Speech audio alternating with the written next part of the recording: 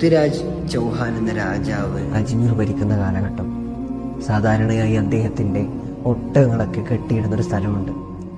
എന്നത്തെയും പോലെ ആ രാത്രി ഒട്ടകങ്ങളൊക്കെ കെട്ടിയിടാൻ വേണ്ടി ഒട്ടകത്തിന്റെ പരിപാലകർ ആ സ്ഥലത്തേക്ക് വരുന്ന സമയത്ത് അപരിചിതരായ കുറച്ച് ആളുകളെ അവിടെ വിശ്രമിക്കുന്നതായി കാണുകയാണ്.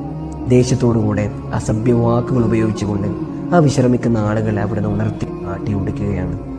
ആ സമയത്ത് കൂട്ടത്തിൽ നിന്ന് ഒരാൾ പറഞ്ഞു, ഓക്കെ, ഞങ്ങൾ പോയിക്കൊള്ളാം, ഒട്ടകങ്ങൾ അവിടെ തന്നെ കിടക്കട്ടെ.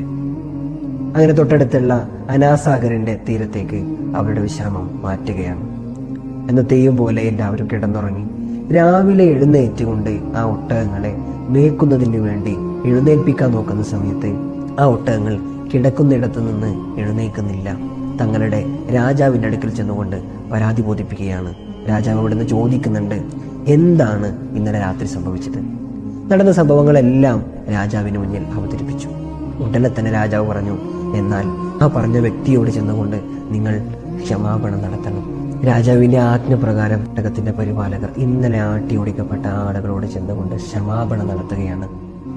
ഇന്നലെ സംസാരിച്ച ആ വ്യക്തി തന്നെ അവരോട് പറഞ്ഞു, അള്ളാഹുവിന്റെ കഥ ഉണ്ടെങ്കിൽ ആ ഒട്ടകങ്ങൾ എഴുന്നേൽക്കട്ടെ. തിരിച്ചവർ വന്നു നോക്കുന്ന സമയത്ത് ആ ഒട്ടകങ്ങളൊക്കെ എഴുന്നേറ്റ് നിൽക്കുന്നു. ആരായിരുന്നു ആ സംസാരിച്ചിരുന്നത്? അതെ, ഹിജറ 561 മുഹറം 10 നബി സല്ലല്ലാഹു അലൈഹി വസല്ലമ തങ്ങളുടെ നിർദ്ദേശപ്രകാരം അജ്മീറിലെത്തിയ ഖാജ തങ്ങളായിരുന്നു. അല്ലാഹു തആല അവിടുത്തെ മദദ് നൽകി നമ്മെ അനുഗ്രഹിക്കുമാറാവട്ടെ.